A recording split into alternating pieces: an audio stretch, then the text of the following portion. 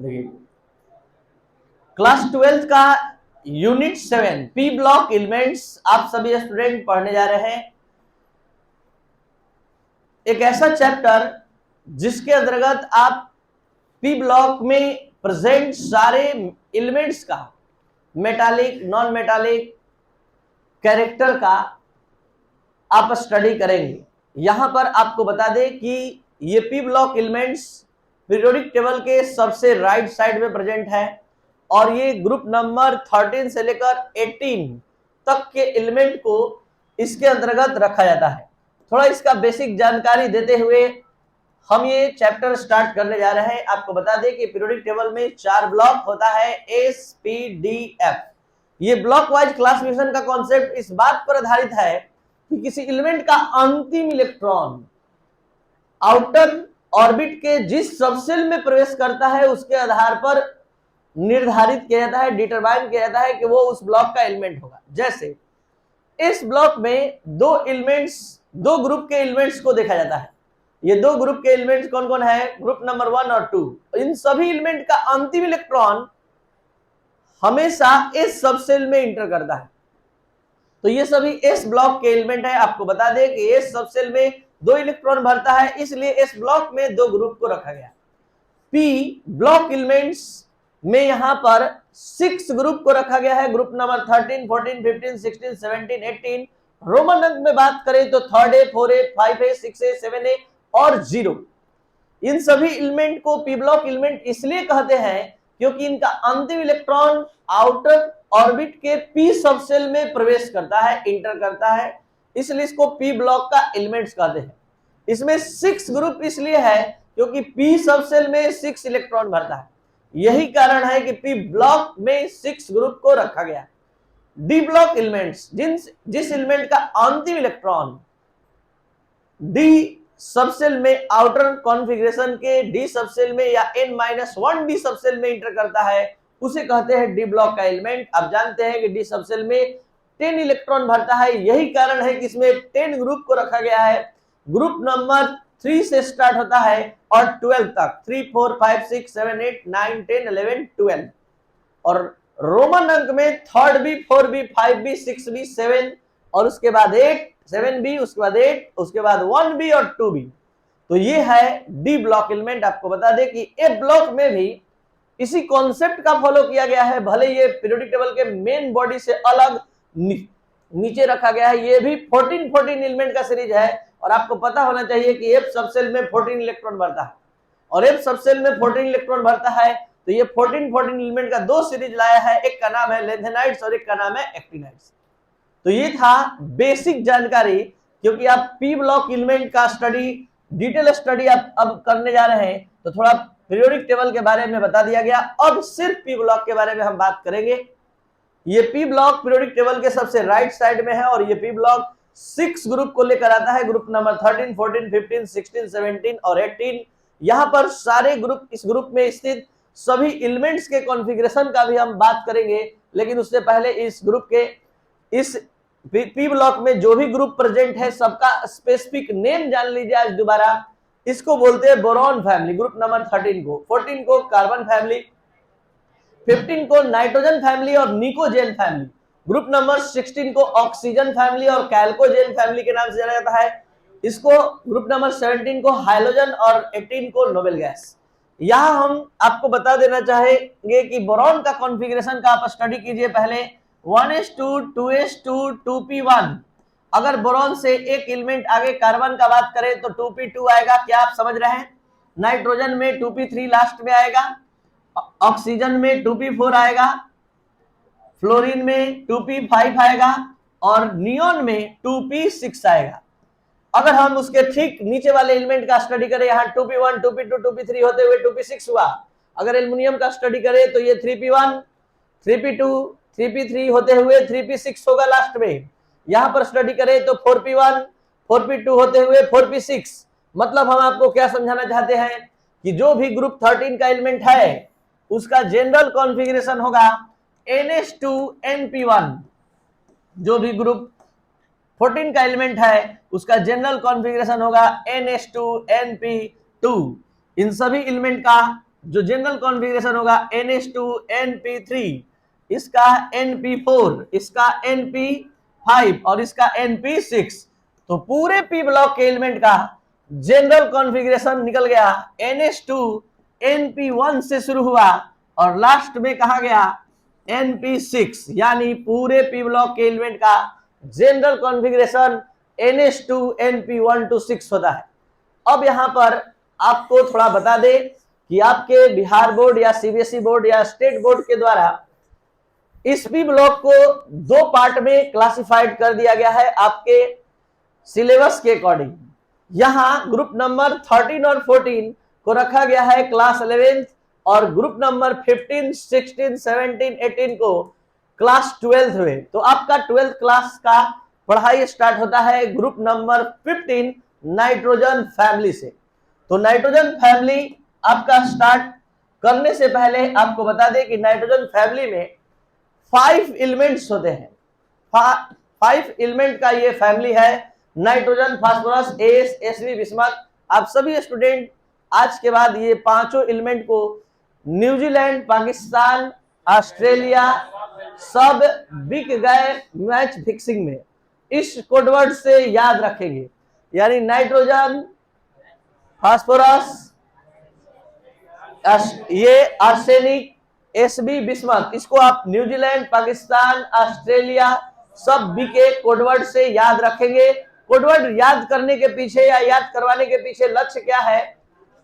जो भी atomic radius, ionization potential, electron affinity, reactivity, acidity, basicity, कुछ भी बताने के लिए आपको याद होना जरूरी है कि इसका ऑर्डर किस क्रम में है पीरियोडिक टेबल में। सबसे ऊपर नाइट्रोजन, उसके बाद फास्फोरस, उसके बाद एस, उसके बाद एसबी, उसके बाद बिस्मथ। तो चलते हैं इसका डिटेल स्टडी प्रारंभ करने। Nitrogen, phosphorus, As, Sb, bismuth start करने से पहले थोड़ा कॉन्फ़िगरेशन देख लिया जाए। नाइट्रोजन का 7 इलेक्ट्रॉनिक कॉन्फ़िगरेशन के अनुसार, ठीक है, चल रहा है 2s2 2p3, इसका 3s2 3p3, 4s2 4p3, 5s2 5p3, 6s2 6p3, सबके आउटर कॉन्फ़िगरेशन को देखकर पता चल रहा है कि इसका जनरल कॉन्फ़िगरेशन है NH2 NP3। तो इसके पास कुल अनपेयर्ड इलेक्ट्रॉन कितने हैं सामने आ जाएगा अभी जस्ट। अनपेयर्ड इलेक्ट्रॉन इसके पास आउटर ऑर्बिट में 3 है, ठीक है, अनपेयर्ड इलेक्ट्रॉन की संख्या 3 है और टोटल इलेक्ट्रॉन आउटर ऑर्बिट में कितना प्रेजेंट है? तो 5। तो 5 इसके पास वैलेंस सेल में इलेक्ट्रॉन है और यहां इसका जनरल कॉन्फ़िगरेशन NH2 NP3 है। बहुत बार ऑब्जेक्टिव क्वेश्चन पूछ चुका है general configuration of nitrogen family is, तो बहुत आसान है NH2 NP3। तो ये सब इजी क्वेश्चन है तो आप तुरंत समझ सकते हैं। चलते हैं इसके फिजिकल प्रॉपर्टी की। फिजिकल प्रॉपर्टी में पहला टॉपिक स्टार्ट होता है फिजिकल स्टेट। फिजिकल स्टेट यानी nitrogen, phosphorus, As, Sb, bismuth, ये 5 एलिमेंट से ये फैमिली बना है।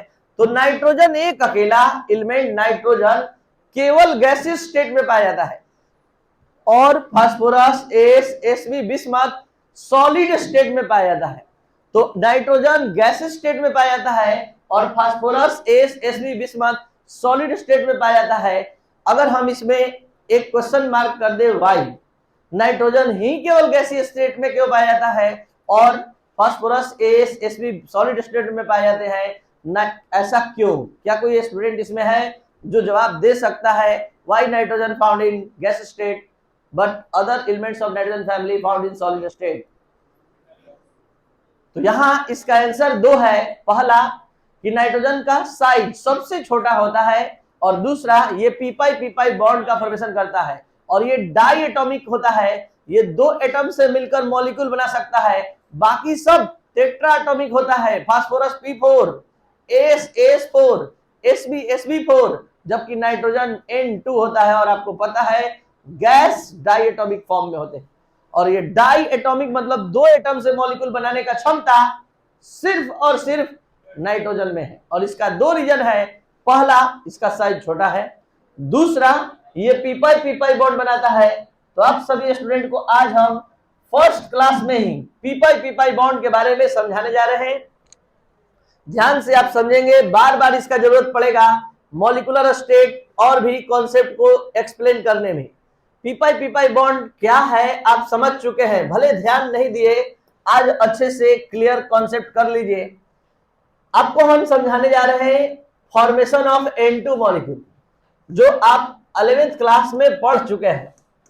N2 मॉलिक्यूल का फॉर्मेशन पूरा डिटेल में अच्छे से उसी दौरान आप पी पाई बॉन्ड सीख जाएंगे। ये पी पाई बॉन्ड क्या होता है, और आपके लिए कुछ नया टर्म नहीं रहेगा और सबको समझ में आएगा। ध्यान दीजिए, पीछे नाइट्रोजन का कॉन्फ़िगरेशन 1s2 2s2 2p3। क्या आप सभी स्टूडेंट समझ सकते हैं कि 2p3 का मतलब कितना अनपेयर्ड इलेक्ट्रॉन है? 2p3 2p, p सबसेल में 3 ऑर्बिटल्स होता है, px py pz। तो हम इसको लिख रहे हैं 2px 2py 2pz। तो क्या आप समझ रहे हैं कि 2p3 के बदले में हम लोग लिख सकते हैं 2px1 2py1 2pz1। क्या आप लोग इतना समझ सकते हैं? तो इस नाइट्रोजन के पास टोटल कितना अनपेयर्ड इलेक्ट्रॉन वाला ऑर्बिटल है? इस N2 में टोटल नाइट्रोजन कितना है? इस N2 में टोटल नाइट्रोजन एटम कितना है? और प्रत्येक नाइट्रोजन एटम के पास कितने p ऑर्बिटल हैं? अनपेयर्ड इलेक्ट्रॉन वाले p ऑर्बिटल कितने हैं? 3। तो ये है पहले नाइट्रोजन का p ऑर्बिटल, ये है दूसरे नाइट्रोजन का एक p ऑर्बिटल,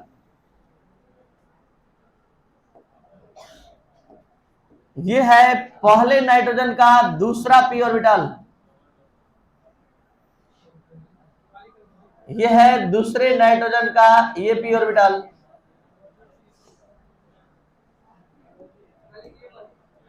ये है तीसरे नाइट्रोजन का, बल्कि पहले नाइट्रोजन का ये तीसरा p ऑर्बिटल, और ये एक एक ऑर्बिटल, एक है 2px का, एक है 2py का, और एक है 2pz का।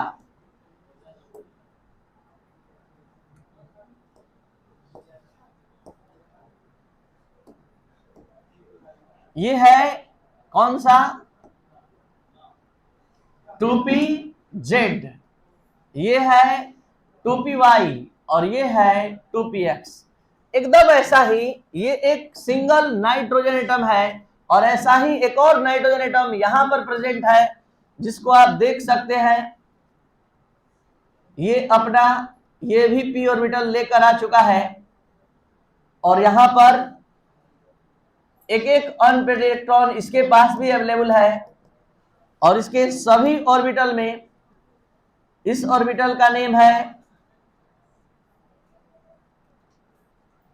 इस ऑर्बिटल का नेम है 2px, इसका नेम है 2py, और इसका नेम है 2pz। अब आप सभी स्टूडेंट इस दोनों नाइट्रोजन के बीच ओवरलैपिंग होते हुए देखेंगे। और कैसे? जैसे कि आप जानते हैं पहले से कि नाइट्रोजन के आउटर ऑर्बिट में 5 इलेक्ट्रॉन होता है, दूसरे नाइट्रोजन के पास भी 5 इलेक्ट्रॉन होता है, और ये 3-3 इलेक्ट्रॉन शेयरिंग करके बॉन्ड बना लेता है। आज जानिए कि ये ट्रिपल बॉन्ड कैसे बनता है।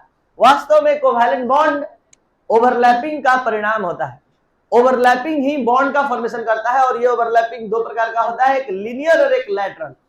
जब इन टू इन ओवरलैपिंग करता है तो लीनियर ओवरलैपिंग होता है, जब साइड टू साइड ओवरलैपिंग होता है तो लैटरल होता है, और जब जब लीनियर ओवरलैपिंग होता है सिग्मा बॉन्ड बनता है, और जब लैटरल ओवरलैपिंग होता है तो पाई। तो आपके सामने हम दोनों ओवरलैपिंग दिखाने जा रहे हैं, अच्छे से ध्यान से आप समझेंगे।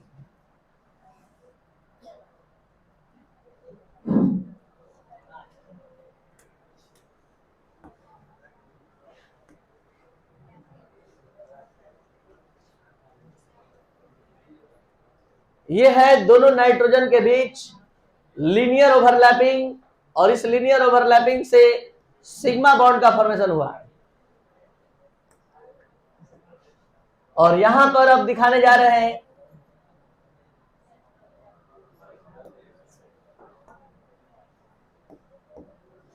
इस दो ऑर्बिटल के बीच ओवरलैपिंग, जो पाई बॉन्ड का फॉर्मेशन करेगा। ये पाई बॉन्ड अब बनता हुआ आप देखेंगे, यहां पर ये पाई बॉन्ड लैटरल ओवरलैपिंग से बनता है।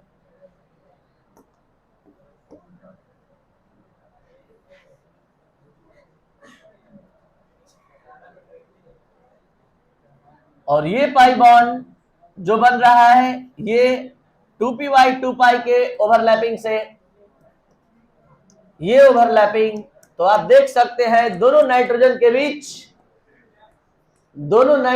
बीच ये पहला बॉन्ड सिग्मा बॉन्ड है और ये दो बॉन्ड पाई बॉन्ड है। तो ये सिग्मा बॉन्ड, ये बॉन्ड पाई बॉन्ड और ये बॉन्ड पाई बॉन्ड।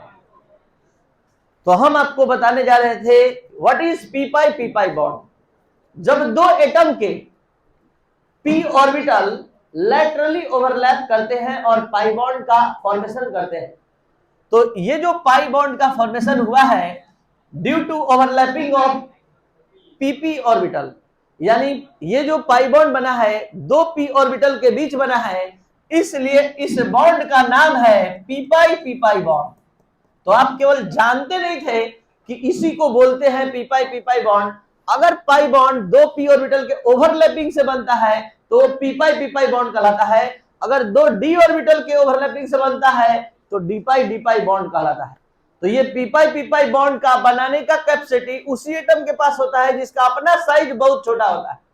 तो आप ही बताइए नाइट्रोजन फैमिली में सबसे छोटा साइज किसका होता है? नाइट्रोजन।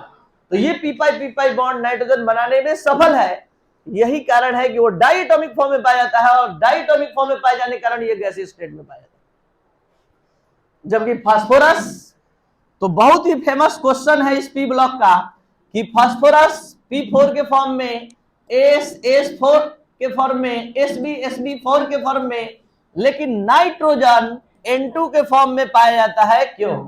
तो why nitrogen found in diatomic form but all the atoms of nitrogen family या other atom of nitrogen family found in tetratomic form? Why? तो nitrogen form p pi bond, nitrogen is present in smaller in size, ये कह सकते हैं इसका main reason है जिसके कारण ये गैसियस स्टेट में पाया जाता है और डाइएटॉमिक फॉर्म में पाया जाता है। और ये सभी p पाई बॉन्ड बनाने का कैपेसिटी नहीं है। जब साइज छोटा नहीं होगा तो इसके दो p ऑर्बिटल पाई बॉन्ड का फॉर्मेशन करेंगे ही नहीं, और जब नहीं करेंगे तो ये p पाई बॉन्ड नहीं होगा और नहीं बनेगा तो ये डाइएटॉमिक फॉर्म में नहीं, टेट्राटॉमिक फॉर्म में हमेशा 4 एटम, 4 एटम यूनाइट होकर ये मॉलिक्यूल का फॉर्मेशन करेगा। तो उम्मीद है कि आप लोग को अब समझ में आ गया होगा कि टेट्राटॉमिक क्यों बनाता है ये और क्यों नाइट्रोजन डाइएटॉमिक बना पाता है। अब बात करते हैं फिर से एक बार लास्ट बार फिजिकल स्टेट का। फिजिकल स्टेट, और फिजिकल स्टेट में ये क्लियर हो चुका कि नाइट्रोजन गैस स्टेट में पाया जाता है और अदर एलिमेंट्स जो है सॉलिड स्टेट में। नाइट्रोजन इस इन्वायरमेंट में, इस धरती पर सबसे अधिक पाए जाने वाले गैस में है और इसका परसेंटेज है 78%। ठीक है, इसके बाद आप पूरे नाइट्रोजन फैमिली में जान लीजिए सबसे रिएक्टिव मेटल, सॉरी एलिमेंट कौन सा है? फास्फोरस। और फास्फोरस भी 3 एलोटॉपिक फॉर्म में पाया जाता है, व्हाइट फास्फोरस, रेड फास्फोरस और ब्लैक फास्फोरस। इस तीनों में भी सबसे ज्यादा रिएक्टिव कौन होता है? व्हाइट या येलो फास्फोरस। ये सेम एक ही नाम से जाना जाता है। आप महाभारत रामायण का सीरियल देखे होंगे जिसमें ऋषि महर्षि ऐसे बोलते हैं भस्म हो जाओ, तो आप देखते हैं कि ऐसे आग निकलता हुआ दिखाई देता है, वो कमाल फास्फोरस का होता है। फास्फोरस जब मुट्ठी बंद होता है, टाइट होता है, तो एयर के कांटेक्ट में नहीं होता है, और जैसे ही ये एयर के कांटेक्ट में ऐसे आता है तो ऐसे आग ऐसे लगता हुआ गिरता है। तो आप फिल्म में, सीरियल में जो कमाल देखते हैं वो सब येलो फास्फोरस, व्हाइट फास्फोरस का है, क्योंकि ये ऑक्सीजन के कांटेक्ट में आते ही इसमें आग पकड़ लेता है। तो ये फास्फोरस काफी रिएक्टिव नेचर का है। और व्हाइट फास्फोरस में भी व्हाइट फास्फोरस, 3 तरह का फास्फोरस होता है, व्हाइट फास्फोरस, ब्लैक फास्फोरस और रेड फास्फोरस। व्हाइट और येलो सेम होता है, व्हाइट को ही येलो, येलो को ही व्हाइट बोलते हैं। इसलिए हमेशा इसको किस चीज में रखा जाता है? पानी में, ताकि एयर से कांटेक्ट ना हो और उसमें आग ना पकड़े। नेक्स्ट बात करते हैं एटॉमिक रेडियस। स्टार्ट करने से पहले आप सभी स्टूडेंट को बढ़िया से पी ब्लॉक के कॉन्सेप्ट और आगे आने वाले ग्रुप के पूरे कॉन्सेप्ट को समझा दे रहे हैं। अभी हम आपके सामने ग्रुप नंबर 15 नाइट्रोजन फैमिली प्रारंभ किए हैं। हर एक टॉपिक को एकदम जीरो लेवल से अच्छे से समझाते हुए लेकर चलेंगे। 11th का भी कॉन्सेप्ट आएगा तो भी बताते हुए चलेंगे, लेकिन ग्रुप 16 आएगा, ऐसा ही हेडिंग पड़ेगा तो वहां डिटेल नहीं मिलेगा, वहां सिर्फ ऑर्डर मिलेगा। ऑर्डर कैसे होता है बस ये बताया जाएगा। यहां पर आपको हर एक चीज को बारीकी से समझाया जाएगा, क्योंकि यही ट्रेंड सब जगह फॉलो करेगा। ग्रुप 16, ग्रुप 17, ग्रुप 18 सब में। तो आप एकदम ध्यान से समझेंगे। अगर नाइट्रोजन फैमिली अच्छे से समझ लिए तो आपके पास ऑक्सीजन फैमिली, हाइड्रोजन फैमिली समझने का पावर आ जाएगा अच्छे से। तो शुरू करते हैं। Atomic radius, nitrogen, phosphorus, As, Sb, bismuth का कॉन्फ़िगरेशन धीरे धीरे थोड़ा बताइए। नाइट्रोजन का configuration 1s2, 1s2, 2s2, 2p3। केवल आउटर कॉन्फ़िगरेशन बताया जाए। 3s2, 3p3, जल्दी बोलिए। 4s2, 4p3, sb 5s2, 5p3, bismuth 6s2, 6p3। अब जरा हमको अलग से बताइए, नाइट्रोजन के पास न्यूक्लियस के बाद कुल कितना ऑर्बिट मिलेगा? 2। फास्फोरस में न्यूक्लियस के बाद कुल कितना ऑर्बिट होगा? 3 ऑर्बिट। उसके बाद हम बात करते हैं आपसे आर्सेनिक। आर्सेनिक में न्यूक्लियस के बाद कुल कितना ऑर्बिट? कुल कितना ऑर्बिट? 4 ऑर्बिट। तो क्या समझ में आ रहा है? जैसे जैसे टॉप टू बॉटम जाएंगे, नंबर ऑफ ऑर्बिट की संख्या क्या होगी? बढ़ेगी। और नंबर ऑफ ऑर्बिट की संख्या बढ़ने से क्या होता है? इस न्यूक्लियस और आउटर ऑर्बिट के इलेक्ट्रॉन के बीच का डिस्टेंस क्या होता है? बढ़ता जाता है। तो इस न्यूक्लियस के द्वारा लगने वाले फोर्स ऑफ अट्रैक्शन में कमी आती जाती है, और फोर्स ऑफ अट्रैक्शन में कमी आने से क्या होता है? एटम का साइज फैलकर बड़ा हो जाता है। फिर से ध्यान दीजिए, when we go top to bottom in a group, atomic size increases y। तो यहां पर हमने कॉन्सेप्ट दिया, जब भी किसी ग्रुप में हम टॉप टू बॉटम जाते हैं, one element to other element, आने वाला जो एलिमेंट होता है एक नए सेल को लेकर प्रेजेंट होता है। यहां पर 2 सेल था, अब 3 सेल हो गया, 4 सेल हो गया।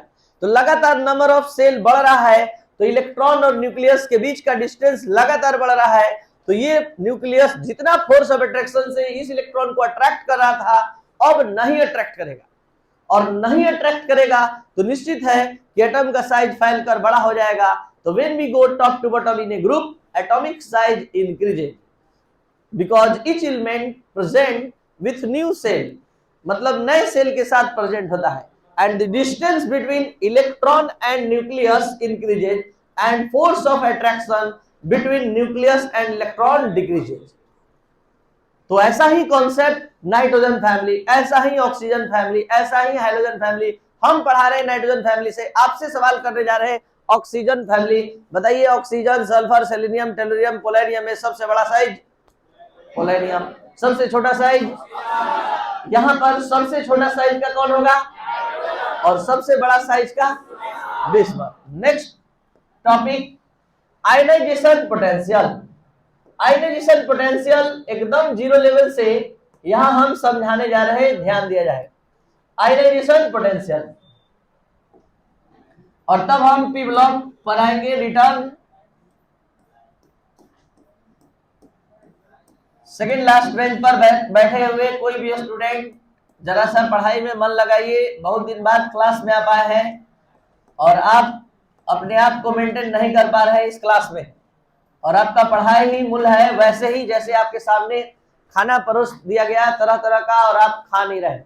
तो आपसे बड़ा मूर्ख कोई नहीं है। उसी तरह पढ़ाई आपके सामने एक एक कॉन्सेप्ट निकल रहा है और आप आपस में ही बीच बीच में बात कर रहे हैं, तो दिक्कत है आपके मन दिमाग में। देखिए, आयनाइजेशन पोटेंशियल क्या है, ध्यान दिया जाए।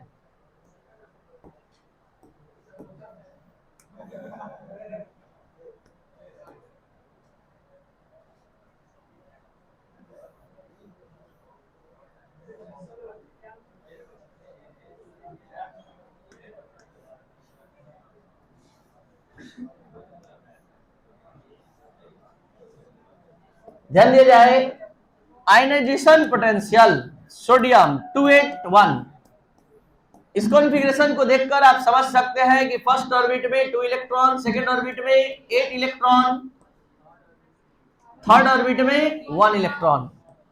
तो यहां समझा जा सकता है कि जो फोर्स ऑफ अट्रैक्शन का अगर स्टडी हम लोग करें, फोर्स ऑफ अट्रैक्शन का अगर हम स्टडी करें, इस इलेक्ट्रॉन के बीच लगने वाला फोर्स ऑफ अट्रैक्शन का, इसके फोर्स ऑफ अट्रैक्शन का और इसके फोर्स ऑफ अट्रैक्शन का स्टडी करें, तो सबसे ज्यादा force of attraction first orbit पर लगने जा रहा है, फर्स्ट ऑर्बिट के इलेक्ट्रॉन पर, और सबसे कम फोर्स ऑफ अट्रैक्शन। तो क्या है आयनाइजेशन पोटेंशियल, क्या है आयनाइजेशन एंथैल्पी, आप ध्यान से अब समझ लीजिए, क्योंकि बार बार ये टर्म फोर्थ ग्रुप में यानी चारों ग्रुप में आएगा, और उसके जस्ट बाद नेक्स्ट चैप्टर आने वाला है डी एंड ए ब्लॉक, जहां पूरे डी और एफ ब्लॉक के एलिमेंट के आयनाइजेशन पोटेंशियल आईपी का एक एक एलिमेंट का स्टडी करना है। साथ ही साथ first ionization potential, second ionization potential, third ionization potential, sequential ionization potential का स्टडी करना है, जिसका फुल कैपेसिटी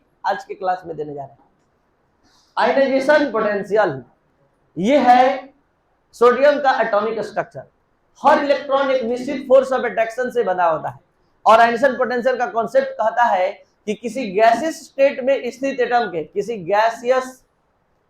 गैसियस स्टेट में स्थित एटम के आउटर ऑर्बिट से एक इलेक्ट्रॉन को रिमूव करने में, निकालने में जितना एनर्जी खर्च होता है उसे हम आयनाइजेशन पोटेंशियल कहते हैं।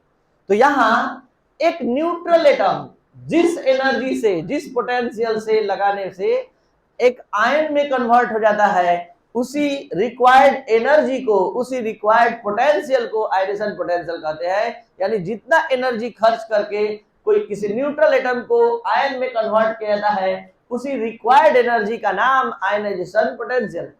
तो यहां पर सोडियम एक न्यूट्रल एटम है 281, और हमने इलेक्ट्रॉन यहां से निकाल दिया, तो ये सोडियम आयन में कन्वर्ट हो गया।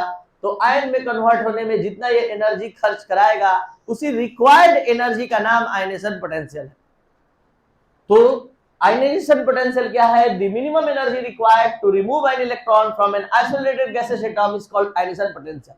अब यहीं पर आप सभी स्टूडेंट ध्यान से सीक्वेंशियल आयनाइजेशन पोटेंशियल का कॉन्सेप्ट समझ लीजिए। एक्स कोई एलिमेंट है जिसका एटॉमिक नंबर 13 है, जस्ट लाइक एल्युमिनियम, तो इसका कॉन्फ़िगरेशन होगा 281, 283, और यहाँ ये गैसियस स्टेट में है। आप एक इलेक्ट्रॉन निकाल रहे हैं, तो आपको समझ में आ रहा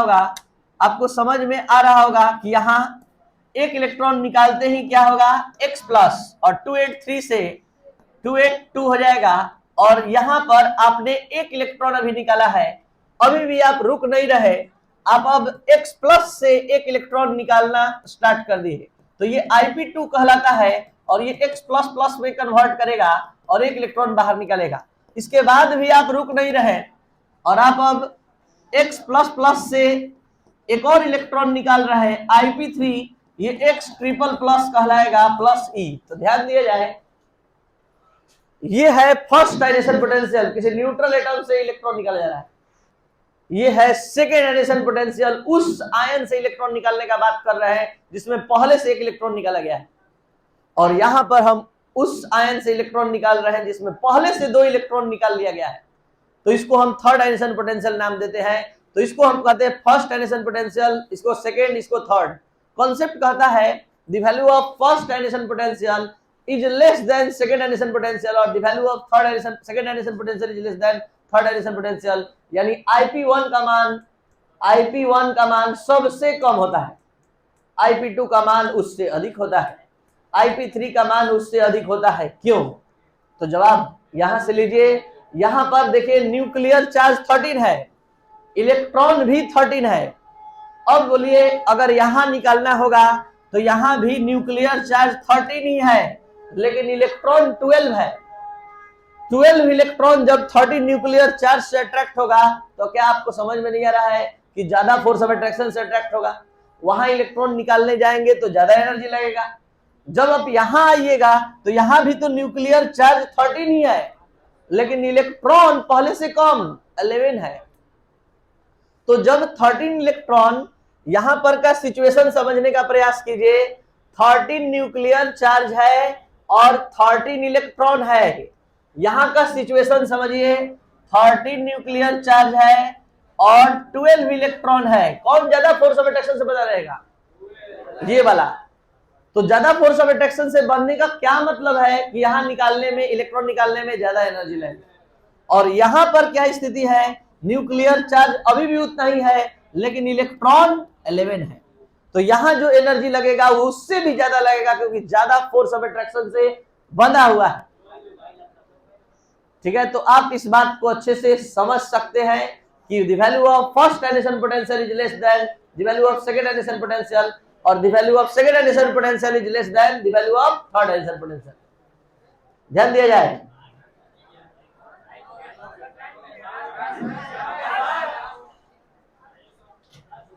बस 1 मिनट में छोड़ रहे हैं, और वो 1 मिनट बस यही है कि हम लोग आयनेशन पोटेंशियल का स्टडी कर रहे थे। जितना नॉलेज हम आप लोग को प्रोवाइड किए, बताइए सबसे छोटा साइज का कौन है? उससे बड़ा, उससे बड़ा, उससे बड़ा, सबसे बड़ा। किससे इलेक्ट्रॉन निकालने में सबसे ज्यादा एनर्जी लगेगा? क्यों लगेगा? साइज छोटा होगा तो उसका इलेक्ट्रॉन ज्यादा फोर्स ऑफ अट्रैक्शन से बना होगा। इसका इलेक्ट्रॉन सबसे लूजली हैंड होगा, कारण इसके न्यूक्लियस और इलेक्ट्रॉन के बीच का डिस्टेंस अधिक होगा, और डिस्टेंस अधिक होने से इस इलेक्ट्रॉन को निकालना। तो बताइए, which of the following element has highest ionization potential?